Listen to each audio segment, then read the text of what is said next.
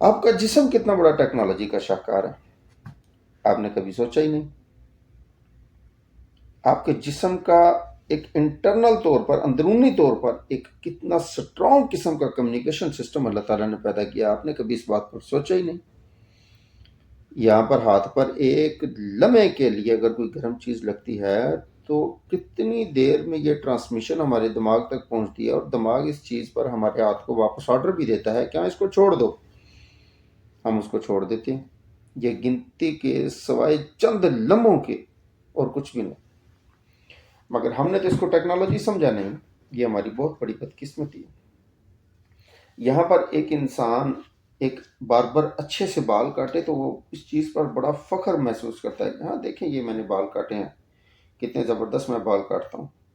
ایک موچی اچھی جوتا سلائی کرتا ہے تو وہ کہتا ہے کہ ہاں جی دیکھیں میں نے اپنا جوتا کتنا اچھا سلائی کیا۔ درزی اپنے کام کی تعریف کرتا ہے۔ خیر جو بھی دنیا جہان کے ہر کام ہیں، انجینئرز ہیں، الیکٹریشنز ہیں، پلمبرز ہیں، ورکر ہیں، ہر بندہ اپنے کام کی تعریف کرتا ہے۔ مگر جو کام اللہ تعالیٰ نے کر کے آپ کو ایک آپ کا جسم عنایت فرمایا، آپ کے جسم کے اوپر اگے ہوئے یہاں تک جو بال ہیں وہ بھی آپ کی خوبصورتی کو نکھارتے ہیں، آخر کیا ان کا کوئی مقصد نہیں ہو سکتا؟ ان کے پیچھے تو بہت بڑی وجہ ہے، مگر ہم نے اس کے اوپر غور ہی نہیں کیا۔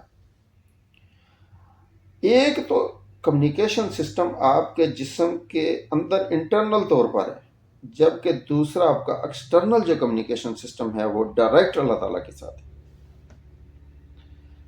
اگر آپ کو کوئی مسئلہ پریشانی آتی ہے تو کتنی دیر میں آپ کی بات اللہ تعالیٰ تک پہنچتی ہے؟ آپ کو ایک ہلکی سی تکلیف ہوتی ہے تو وہ تکلیف میں نکلی ہوئی جو آہ ہوتی ہے نا، آہ جو تکلیف ہوتی ہے آپ کو، اس تکلیف کی آہ نکلنے سے پہلے ہی وہ بات اللہ تعالیٰ کے حضور پہنچ چکی ہوتی ہے، جبکہ اللہ تعالیٰ کو پہلے بھی وہ معلوم ہے۔ لیکن آپ کی وہ تکلیف کی آہ جو نکلتی ہے جیسے وہ اللہ تعالیٰ تک پہنچتی ہے، آپ اس سے پھر ساتھ ہی کہتے ہیں کہ یا اللہ مجھے اس سے محفوظ رکھیے، مجھے اس سے بچائیے، مجھے صحت دیجیے، مجھے اس چیز کی ضرورت ہے۔ وہ صحت کی شکل میں بھی آپ مانگتے ہیں، رزق کی شکل میں مانگتے ہیں، جو بھی کچھ مانگتے ہیں، تو وہ کتنی دیر میں پہنچ جاتی ہے اللہ تعالیٰ کے پاس؟ گنتی کے ایک لمحے سے پہلے بھی، لمحے نہیں لیتے، لمحے سے پہلے ہی پہنچ چکی ہوتی ہے۔ مگر ہم نے اس چیز کو ایک ٹیکنالوجی نہیں سمجھا۔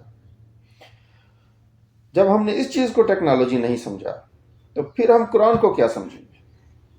پھر آپ قرآن کی ٹیکنالوجی کو کیا سمجھیں گے؟ پھر آپ اس نماز کی ٹیکنالوجی کو کیا سمجھیں گے جس کا بارہا بار ذکر اللہ تعالیٰ نے قرآن پاک میں فرمایا؟ پھر آپ اس دنیا کے اوپر جب نبی اکرم صلی اللہ علیہ وسلم نے اس دنیا کے اوپر جہاد کیا، آپ اس ٹیکنالوجی کو کیا سمجھیں گے کہ اس جہاد کے اندر کیا ٹیکنالوجی پڑی تھی؟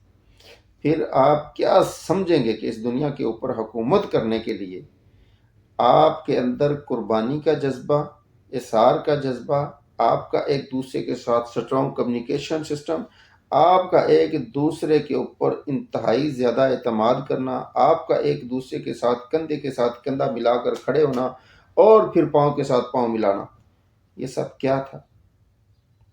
ہم کیا سمجھیں گے اس ٹیکنالوجی کو؟ کیونکہ آپ نے تو صرف